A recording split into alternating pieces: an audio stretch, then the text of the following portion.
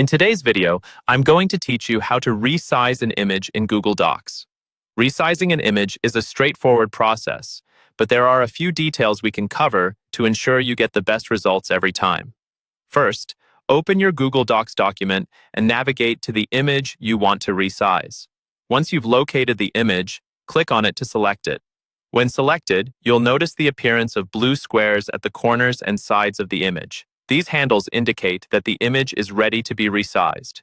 Now, to resize the image while maintaining its original proportions, you should click and drag one of the blue square handles located at the corners of the image.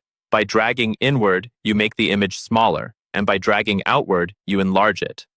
This method ensures that the image maintains its aspect ratio, meaning the height and width change at the same rate, thus preserving the image's appearance without distortion.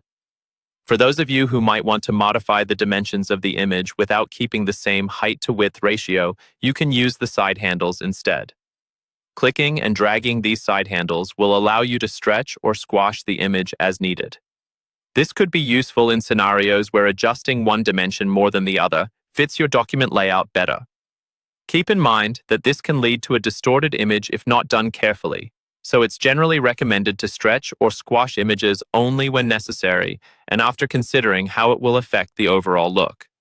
Before wrapping up the resizing process, let's consider a few additional tips to ensure your images always look their best. If you're working with images that contain text or important visual details, make sure you regularly preview your document to see the changes. Sometimes, resizing might make text elements less readable or alter the visual impact of the image.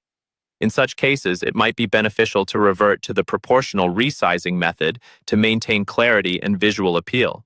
Additionally, consider using high-resolution images to begin with, as they generally maintain better quality upon resizing.